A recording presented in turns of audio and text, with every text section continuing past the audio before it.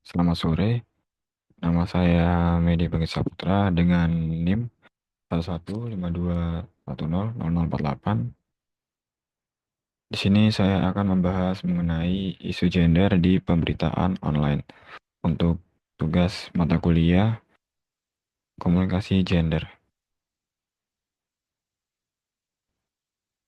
Kekerasan dalam rumah tangga telah menjadi isu serius yang mengancam kesetaraan banyak individu, terutama perempuan.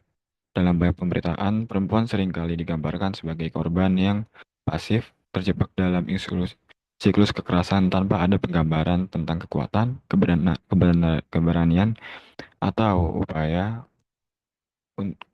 mereka untuk melawan. Representasi ini tidak hanya memperkuat stereotip gender yang merugikan, tetapi juga mengabaikan kompleksitas pengalaman perempuan dalam menghadapi KDRT. Pemberitaan yang cenderung menyoroti posisi perempuan sebagai korban dapat mempengaruhi persepsi masyarakat dan memperkuat stigma, sehingga menghambat upaya pemberdayaan dan dukungan bagi mereka. Oleh karena itu, penting untuk mengevaluasi bagaimana media menyajikan isu KDRT dan dampaknya terhadap pemahaman serta penanganan masalah ini dalam masyarakat. Saya mengambil sumber dari Detik News, berita tentang suami membacok istrinya bertubi-tubi di Depok.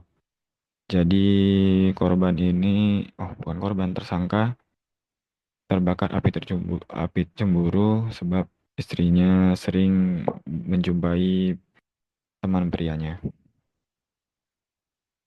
Keterkaitan dengan isu gender. Teori konstruksi sosial. Teori ini menjelaskan bahwa realitas sosial dibentuk melalui interaksi dan komunikasi dalam konteks KDRT.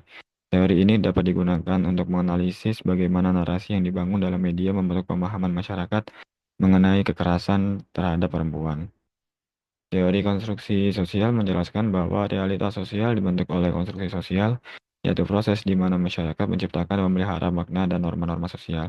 Dalam kasus ini, kekerasan yang dilakukan oleh suami dapat dilihat sebagai hasil dari konstruksi sosial yang menganggap bahwa laki-laki memiliki hak untuk mengontrol atau mendominasi perempuan, dan juga menjelaskan bahwa kekerasan dan kontrol juga dapat dibentuk dan diperhala oleh konstruksi sosial. Dalam kasus ini, suami yang membacok istri dapat dilihat sebagai contoh dari bagaimana kekuasaan dan kontrol dapat digunakan untuk mengontrol dan mendominasi perempuan. Jadi, kesimpulan dari semuanya adalah berita tentang suami yang membacok istri di Depok menunjukkan bagaimana kekerasan dalam rumah tangga menjadi masalah yang serius di Indonesia.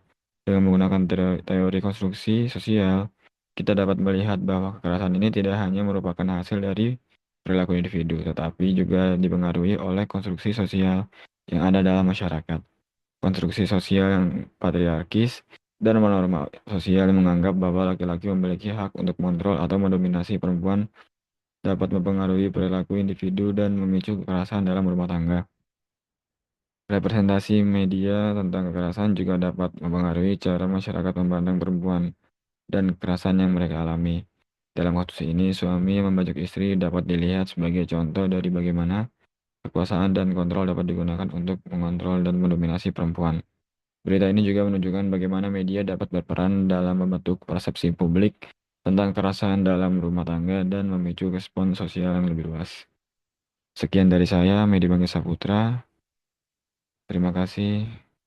Selamat sore.